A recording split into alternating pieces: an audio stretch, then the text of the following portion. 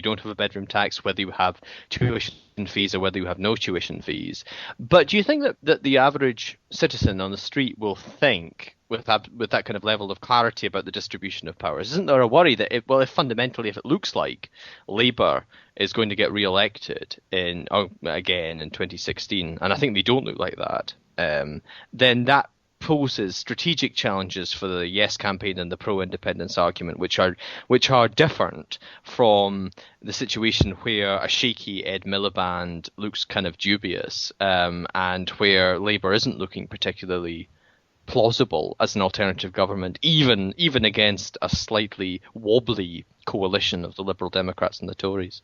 What we've been arguing really is Labour has been unable to deliver on Labour values at Westminster. If you look at what happened under the last new Labour government, the UK became a more unequal country. We're now the fourth most unequal country in the world.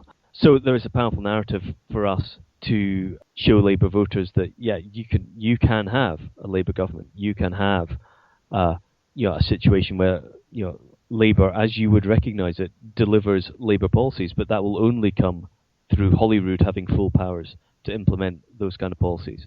Because as we've seen when Labour's been in power at Westminster, it doesn't happen. Because that's a sort of slightly different argument, isn't it? Because one of the things which you quite often hear from various kind of pro-independence voices is that we didn't vote for this government, and on X many of the number of years that you get the government you didn't vote in, you get an imposition from Westminster. But actually, is that convincing? Because if you ask many, Labour voters, people that voted Labour in 2010 and in the past two and three previous general elections, they will remember that in fact they did vote Labour, and yes, they did get a Labour government. And it's only this kind of late 2010 Tory Lib Dem coalition which represents a Labour vote from Scotland, which isn't borne out by a Labour government in Westminster. Yeah, you can go back to Thatcher, obviously, but for those of us who that's exactly where I was going to go back. Yeah, no, I'm sure you know, and it's a fair point. I mean, I'm not arguing that there isn't some strength to that, but equally, aren't we presupposing that is going to be more in people's minds than the occasions when they voted Labour and did get maybe not the Labour government of the ideological bent that they wanted, but one that might do well enough? I don't know. I'm not sure I find this the kind of strongest piece of advocacy for a reason for becoming independent, because actually people voted Labour and people got Labour in the last 3 general elections out of 4. I think the strongest point when you're talking about Labour is that people in Scotland have voted for Labour consistently for a long, long time. And we have these current social problems where we're lower than the United Kingdom as a whole for many, many things, and nothing seems to have been done. Voting Labour didn't get us anywhere, quite frankly. I think that's the strongest point if you're bringing up Labour.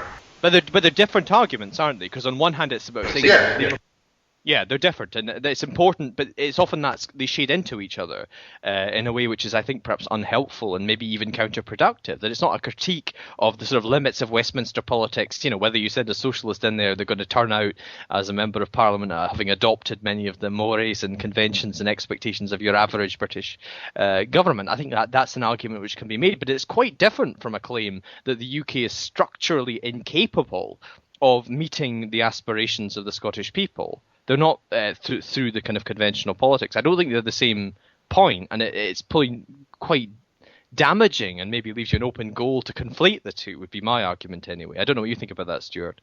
I think there's a simple demonstration of the issues around how Scotland votes can be carried out in terms of things like the bedroom tax, where our representatives voted against it and we had it imposed on us, and that if we are independent, we will never again have a situation where we get a government we did not vote for. I think it's important to keep focused on those kind of very clear points. Because it's absolutely true. I mean, it's very clear that in the sense you will govern who stays, who goes, the terms in which you elect people, and the terms in which you boot them out of office. I think that's a strong argument and a really important one. I think that's us for this week.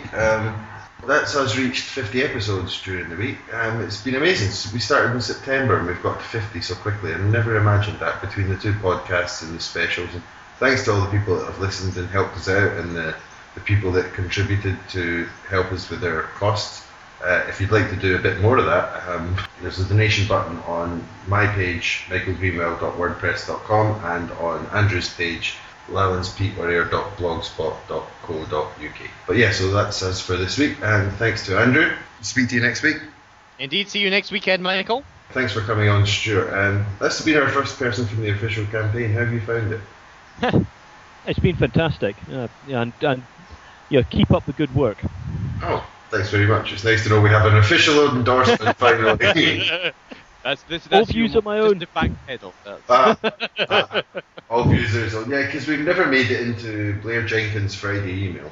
Well, we're not a fluffy kitten, though, so I dare say we lack that aesthetic quality. It's a bit of a bone of contention. No. Okay, so thanks very much, and we'll speak to you again next week. Bye-bye. Bye. Bill and Ben, Bill and Ben, Bill and Ben, Bill and Ben, flower pot men, flower pot men, flower pot men, Bill and Ben, Bill and Ben, flower pot men.